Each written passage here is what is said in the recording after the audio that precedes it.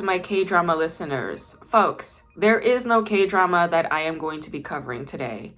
I am currently at my parents' house in Rockland County, New York, and it is the first time that I am visiting my parents' house to stay the night since like 2016. That's a long time. That's like a long fucking time.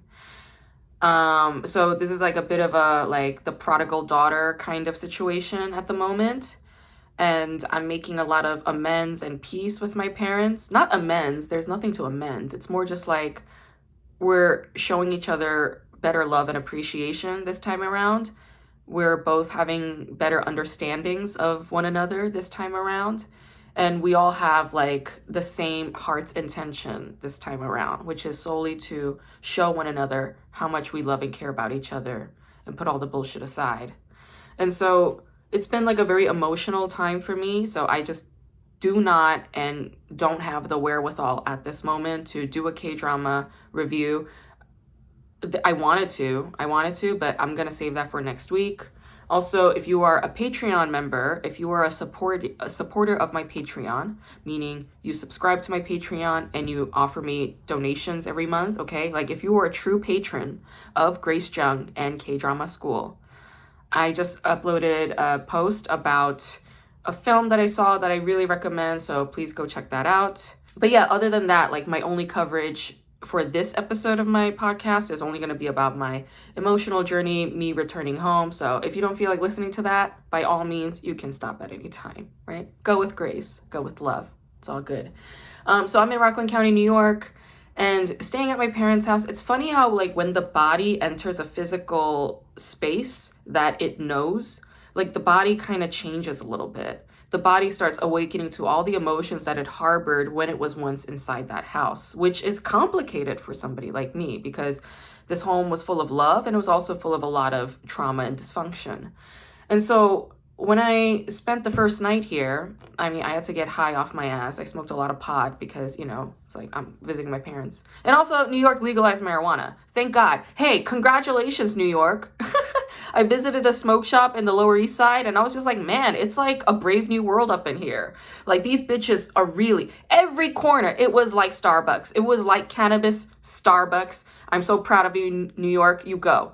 So I got cannabis, I smoked some, and then I went to bed and I was just like trying to lull myself to sleep. I was all like wired and jittery from the flight and all the traveling.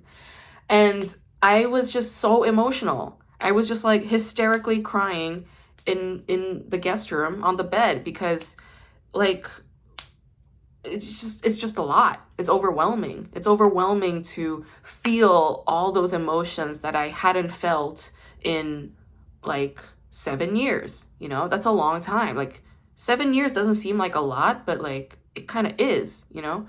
So getting like a rushed hit feeling with that, it was just a lot. So I was like feeling all these feelings. I was feeling shame and guilt and self-loathing at the same time, pride and joy and love and, you know, gladness and apologeticness. And, you know, it was just like very, very raw and complicated and a lot. It was intense. And so I was just feeling all of that and processing all of that. And I was journaling a lot. I have 2 journals now. One I journal in the morning, the other I journal at night. And like both of them were just like filling up, but especially at night. That's when my head is like the loudest. And so I have to like journal the shit out of it. I'll be journaling for like 15 pages, you know? And so I'm processing that. And I'm also like, I am kind of making amends with some people, not amends, but like people I have either fallen out of touch with or fallen out with. Like there are some old friends from like my childhood that I'm like reconnecting with. And that's been very emotional for me too. Yes, emotional, but also like spiritually overwhelming and profound and meaningful. And it's like, I'm seeing lessons everywhere. They're like lessons constantly. Some mystical stuff that I noticed the first day that I was here, like after I spent the night and the morning, all these ladybugs were swarming the side of the house, which is right where my room is. My window faces the side of the house that faces the driveway. All these ladybugs were swarming on that side of the house, like where the garage is. And my dad was like, what's with all these ladybugs? And I was like, oh, they don't do this? He was like, no, they never do this. And then I was like, oh, then it's for me. Because I remember when I was a kid, I would always find a ladybug in my room. Like the window would be open or something and like it crawled in through the screen and like I would find a ladybug in my room. That was a common thing. So I just assumed that the side of the house always got swarmed with ladybugs, but my dad was like, this hasn't happened in recent times. It's happening very suddenly and it's probably because you're here. And I was like, I think that's probably why.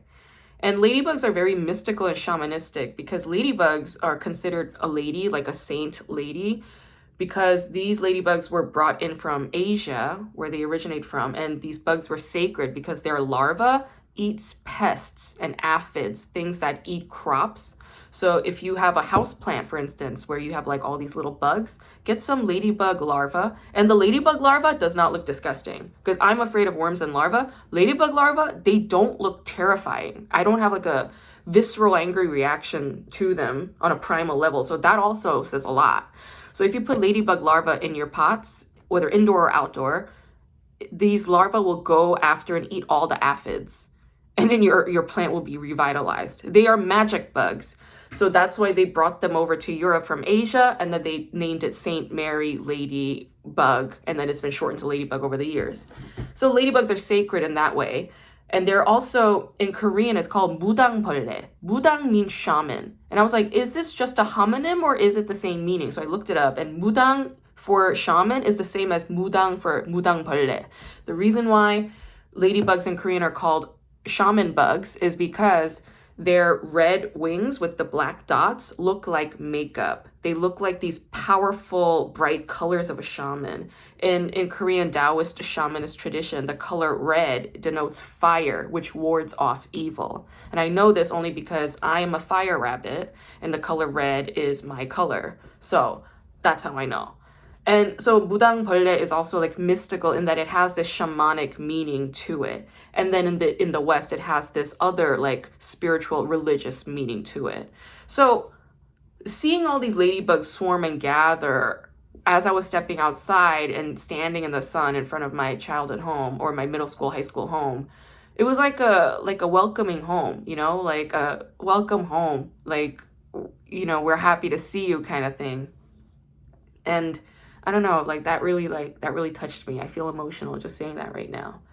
And then this area has been swarming with deer lately. I didn't know, but my parents were like, there are too many deer, like way too many. Like there are too many deer on the side of the road. And I guess I was growing up, I always saw dead deer on the side of the road. So I was like, I don't know if they're talking like being exaggerating or da-da-da.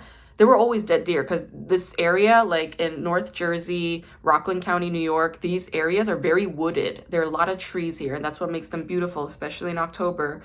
And I'm just like, okay, I guess there are a shit ton of deer because I was standing outside in the backyard smoking weed, and I saw a deer shoot across from me, and it scared the bejesus out of me. And then I kept smoking my weed, and I felt like something was staring at me.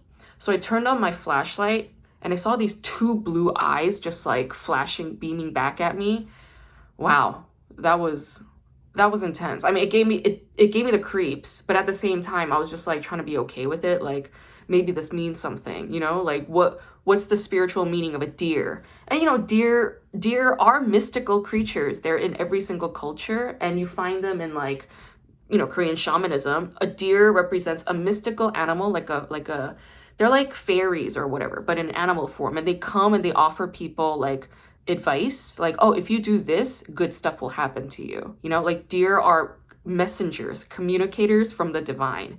So that's in Korea and in East Asia. And in the West, a deer represents like sturdy groundedness, like in the earth, represents some kind of like uprightness, a centeredness, a groundedness. Like there's like a regal feel to a deer. Also, their antlers go up into the sky, so it's like they're reaching for the heavens, and like their antlers are like antenna from the spirits to like channel down the divine message. So in the West and in the East, the deer are very sacred and mystical creatures.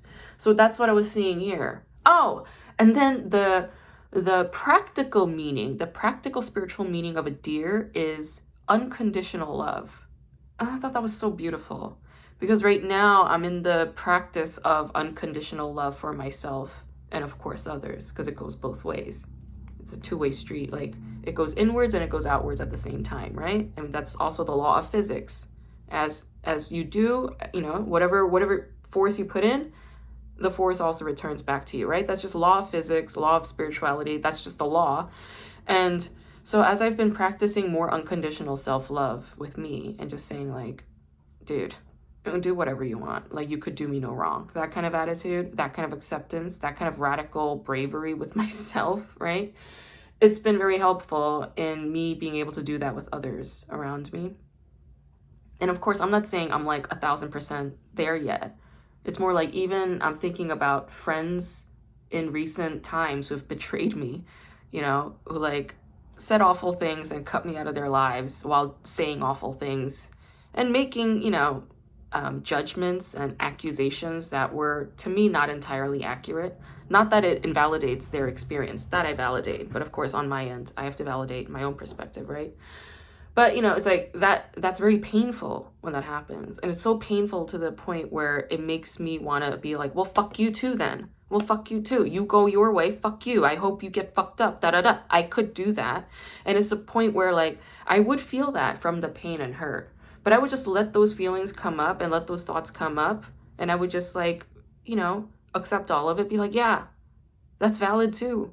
That's part of the experience. That's part of this life right now. That's part of this current place. That's all part of it too. That's part of me right now. That is also who I am right now. I acknowledge it. I accept all of it. As I did that, I would also feel these feelings of like, oh, but you know, I am still sorry that we can't speak to each other anymore. I am still sorry to lose a friend. Don't I still love them? Doesn't this just mean that I still love them? You know, like I would just come to that, you know? It's like interesting how the energy transmutes way faster when I coach myself in my mind through acceptance. Because in the past, I would coach myself through like militaristic aggression, you know? Be like, yeah, fire it up, you know? Lock and load, bitch. Carve your knives. Yeah, load up your guns. You know? It was like that, always. But now it's like the other way, right? Like she has a big headdress, yeah? She has necklaces with like the moon shape and the sun shape and the star shape and shit, right? She carries around like a sage wand and she's saging constantly, right? And all she says is, it's all love. It's okay. Come on in, you know? So unconditional love, seeing it in the deer and feeling it in me and feeling it radiating back towards me. And the last thing I'll share is that I'm seeing my old girlfriends, like women I've known for like 10 plus years, some 20 plus years, like women who are my age now, like girls I go back to like middle school with, you know? And these women, all of them are so strong. They're as strong as me, if not stronger, you know? Like I see their strength so vividly right now. Like, and the way that they're telling me about their lives right now and what they're learning and what they're feeling and being raw and open about it and real about it and confident about it and honest about it. It's like I see so much bravery, courage, beauty. I'm like in awe, you know? And I just felt like I'm so lucky to be their friends. But that was also self-love too. It's like, well, you have good taste in friends, right? So yeah, I don't know, take that with you. I'm just like riding high on good vibes at the moment. And I'm also literally high because I smoked a little weed after my mom made me bibimbap. But carry that with you for the rest of the week.